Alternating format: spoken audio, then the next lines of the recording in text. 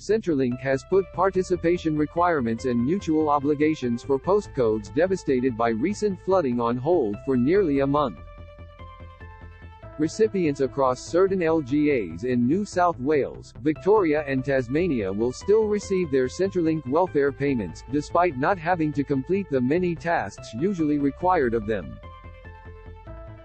The specific timeframe for the waiving of mutual obligation requirements varies, depending on location.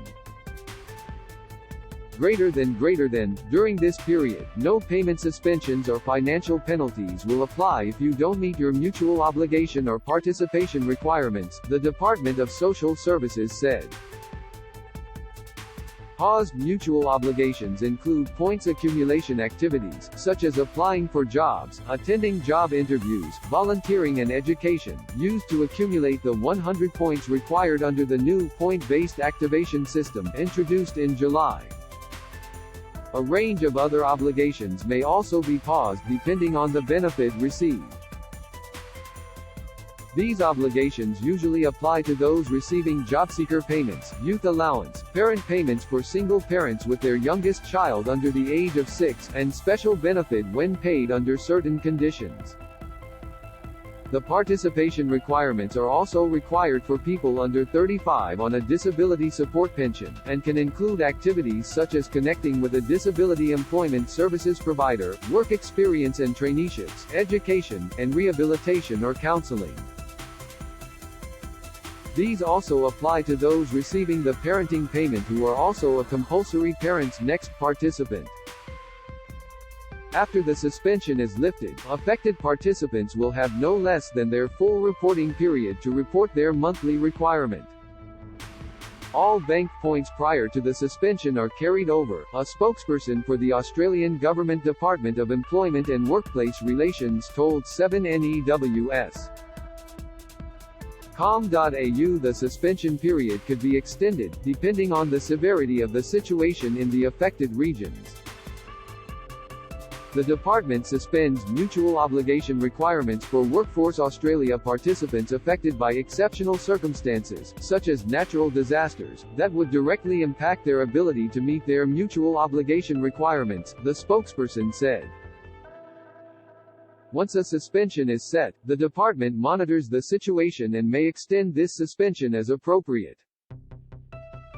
Participants are not required to attend any provider appointments while mutual obligations are suspended, but providers may choose to stay open, or deliver services remotely, to continue to support job seekers. LGAs and postcodes exempt New South Wales. The following New South Wales LGAs are exempt from the 14th of October 2022 to the 11th of November 2022. Albury. The following New South Wales LGAs are exempt from the 26th of October 2022 to the 23rd of November 2022. Murray Plains Narrabri Victoria. The following Victorian postcodes and LGAs are exempt from the 14th of October 2022 to the 11th of November 2022. 30,243,030 Alpine Benalla Bullock Campaspe Central Goldfields Greater Shepparton Indigo Lod on Mansfield Maribyrnong Mitchell Moira Moonee Valley Morindindi Strathbogie Toowong Wangaratta Wodonga. The following Victorian postcodes and LGAs are exempt from the 17th of October 2022 to the 11th of November 2022. Ganawara, Tasmania. The following Tasmanian LGAs are exempt from the 14th of October 2022 to the 11th of November 2022. Break O'Daberny Central Coast Central Highlands Circular Head Devonport Dorset Georgetown Kentish Latrobe Launceston Northern Midlands Meander Valley Waratah Wynyard West Tamar. The following Tasmanian LGAs are exempt from the 17th of October 2022 to the 11th of November 2022.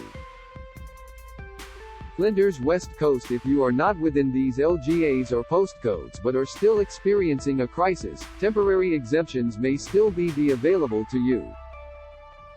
If you are affected by a disaster such as fire or flood, experiencing domestic violence, homelessness, or the death of an immediate family member, you can also claim a period of exemption. You'll just need to provide proof by uploading a document via your online account, or take it in to your local service center. When making the decision to suspend mutual obligation requirements, Centrelink gathers information from various sources, including environmental scanning, for example, Bureau of Meteorology reports, hazards briefings, and media reporting. It also looks at disaster declarations from other government services, federal and state, and departmental state office networks who liaise directly with providers.